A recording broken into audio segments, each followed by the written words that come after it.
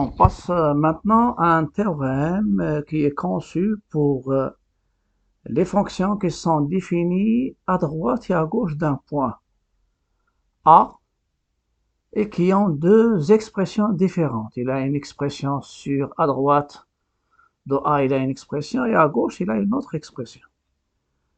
Soit f est une fonction définie sur un intervalle ouvert de centre A, f est dérivable au point A, est dérivable, donc il n'a pas une seule expression. Si et seulement si, elle est dérivable à droite et à gauche du point A, et il y a une condition très essentielle. Donc, il faut que la dérivée à droite existe au point A, la dérivée à gauche existe, il faut avoir l'égalité. Donc, s'il y a l'égalité, je peux dire qu'il est dérivable au point A et le nombre. Donc, s'il est dérivable à droite et à gauche, quel est le nombre dérivé au point A? Le nombre dérivé au point A, ce n'est rien d'autre que la valeur commune.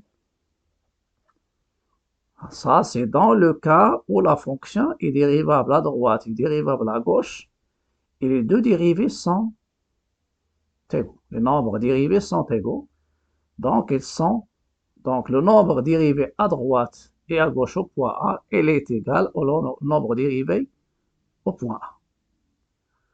Si les deux sont différents, je dis qu'il n'est pas dérivable au point A, mais pour l'interprétation graphique ou bien géométrique, la courbe va admettre deux demi-tangentes, l'une à droite au point d'abscisse A, le coefficient directeur f' droite au point A, et l'autre, c'est comme si vous avez normalement, c'est ça le point A, et pour la courbe, il va admettre deux demi, s'ils sont différents, donc il va admettre deux demi-tangentes. Une demi-tangente T droite et une demi-tangente T gauche. Et le point A ici, s'ils sont différents, le point A est appelé, c'est un point angule, c'est-à-dire il y a un angle. L'angle ici, c'est pas 5 pi sur 2, c'est un angle. Mais lorsqu'il y a la dérivabilité, les deux demi-tangentes, ils ont un point commun. Ils ont deux coefficients directeurs qui sont égaux. Donc, ils sont parallèles. Ils ont un point commun, donc ils sont confondus. Ça veut dire la demi-droite TD sera parallèle à la demi-droite T gauche. Et ça donne bien sûr une droite. Parce que l'une est pour x supérieur ou égal à a et l'autre pour inférieur ou égal à a. Donc, s'il y a l'égalité, ça donne un point. Le point, c'est un point tangent. Et les deux demi-tangentes, ils forment une tangente. C'est-à-dire ici, donc l'angle, ça sera soit pi ou bien moins pi. Mais s'ils sont différents, il y a un point qui forme un angle. Donc, on appelle ici A, on l'appelle, c'est un point angule. Et je vais traiter maintenant un exercice du cas d'existence d'un point angule. L'exercice 1, soit f la fonction définie sur R par f de x, c'est la valeur absolue de x carré moins 2x moins 3 plus 2x. Écrire une expression de f sur R sans valeur absolue, donc on doit étudier le signe de ce qui est à l'intérieur, des trinômes de ce qui est à l'intérieur, et je dois définir, c'est-à-dire la fonction f sans valeur absolue. Donc on doit savoir quel est le signe de ce trinôme qui est entre les deux barres de valeur absolue. 2. Étudier la dérivabilité de f à droite et à gauche de moins 1. Est-ce que f est dérivable en moins 1? Voilà. Interpréter géométriquement les résultats obtenus. Bien sûr, les résultats obtenus dans petit 2. Je vais passer maintenant, après, donc vous pouvez mettre pause, chercher et après passer aux corrections. Pour les corrections, normalement, ou bien pour les réponses, donc je vais commencer par la première question. Écrire f de x sans valeur absolue. C'est pas éliminer la valeur absolue. Je sais que valeur absolue d'une expression, elle est égale AX dans le cas où x est positif ou nul, et il est égal à moins x dans le cas où x est négatif ou nul. Donc, pour répondre à cette question, je dois étudier le signe de ce qui est à l'intérieur. C'est un trinôme. Le A, c'est A, le B, c'est moins 2, le C, c'est moins 3. Vous trouvez delta chez 16, positif, donc il a deux racines, x1 et x2. Vous pouvez les calculer avec les règles que je viens de vous donner ici. Donc, ça donne moins 1 et 3. Donc, le signe des trinômes, c'est quoi? Moins 1, 3. Signe de A, le A, c'est positif. A égale à 1, strictement positif. Delta, il est positif. Donc, il y a deux racines. Le signe des trinômes, c'est signe de A à l'extérieur des racines. Et signe de moins A à l'intérieur, ou bien signe contraire au signe de A à l'intérieur des racines. Et maintenant, je vais écrire ma fonction, mon expression, l'expression de f de x sur les intervalles, ces deux-là, avec l'union, et sur l'intervalle moins 1. Donc, si x appartient à l'union des deux intervalles, moins l'infini moins 1, union 3 plus l'infini, alors ce qui est à l'intérieur, normalement le x au carré, moins 2x moins 3, il est positif. Puisqu'il est positif, ce qui est à l'intérieur est positif. Et puisque ce qui est à l'intérieur est positif, dans ce cas-là, j'élimine la valeur absolue sans faire des moins.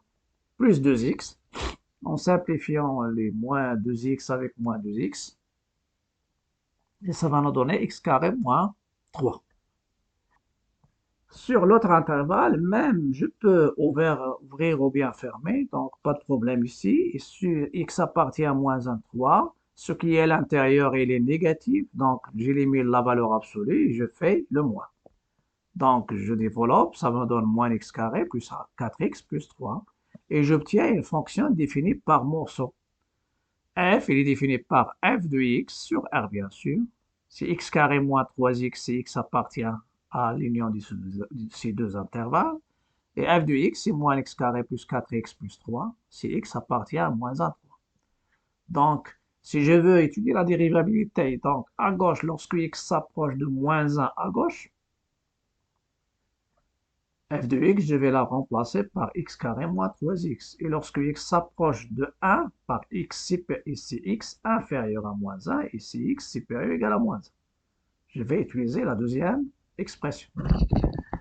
Dérivabilité de f à droite. Donc, je commence par la dérivabilité à droite au point A qui est égal à moins 1.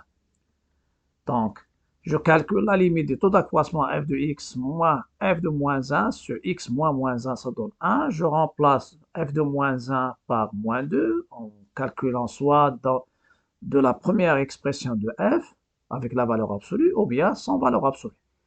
Donc, moins x carré plus 4x plus 3 plus 2. Après, simplifier, ça donne moins x carré plus 4x plus 5.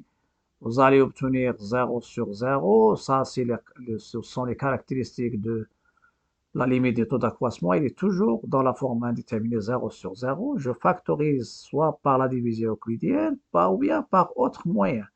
Donc, ça donne x moins x plus 1, x plus 1 facteur de moins x plus 5, sur x plus 1. Après, simplifie, passer aux limites, ça donne 6.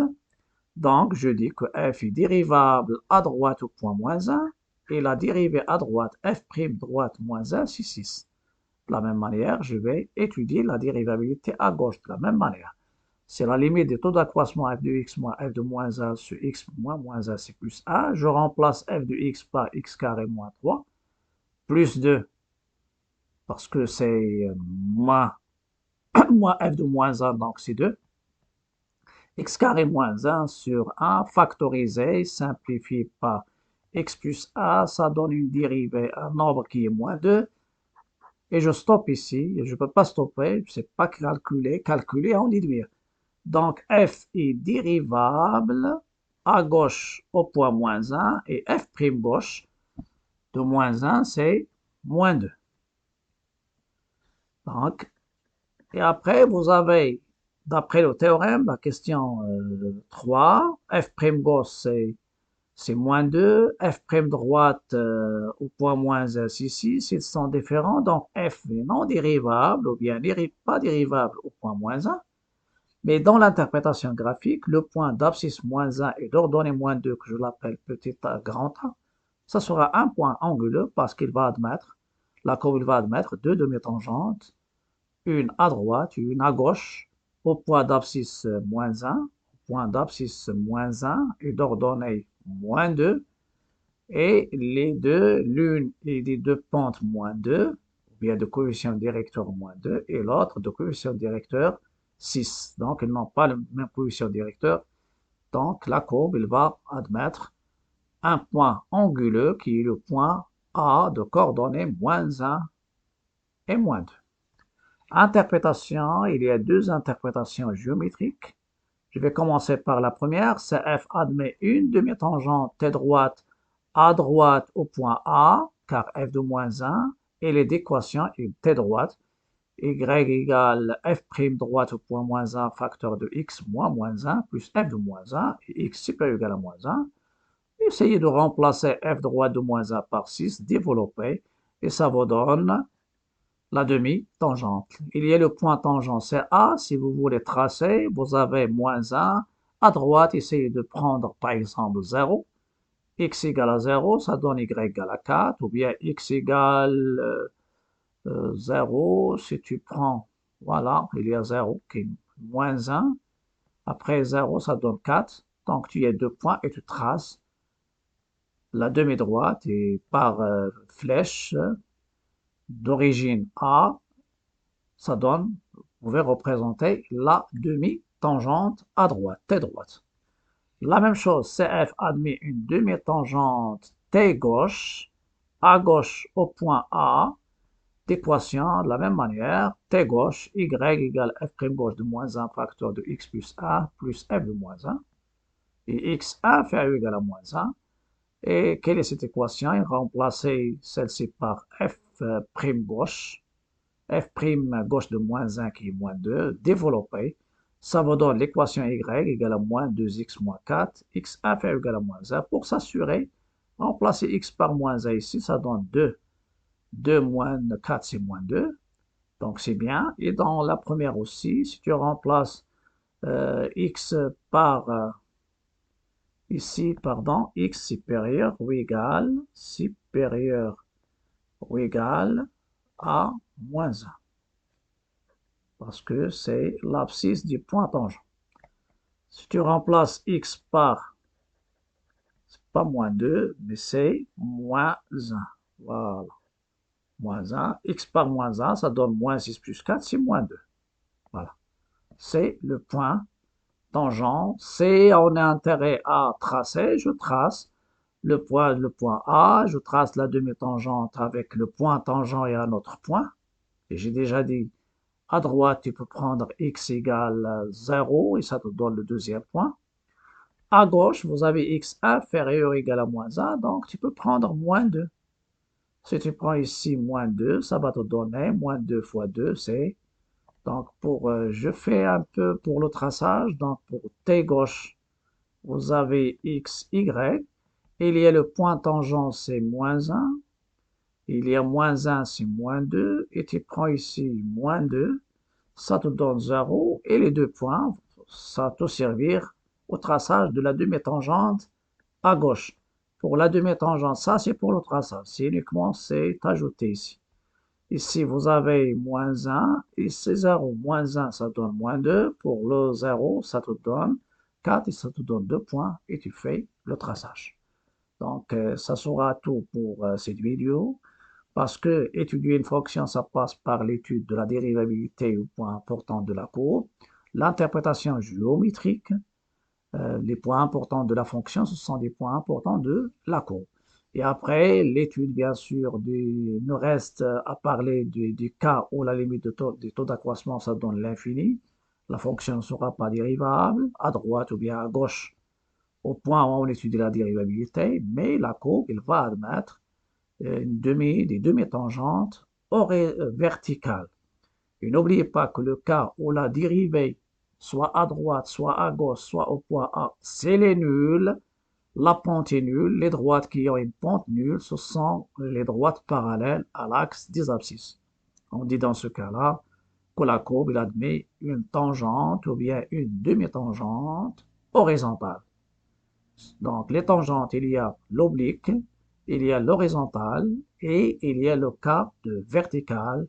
Le cas de vertical, je vais le traiter dans la vidéo prochaine et ça concerne les fonctions dans la limite du taux d'accroissement lorsque x tend vers a à droite ou bien à gauche, ça donne plus ou moins l'infini. Donc, ça sera tout pour cette vidéo. N'oubliez pas de liker, partager, commenter et n'oubliez pas bien sûr de cliquer sur le bouton s'abonner. À bientôt et à la prochaine vidéo.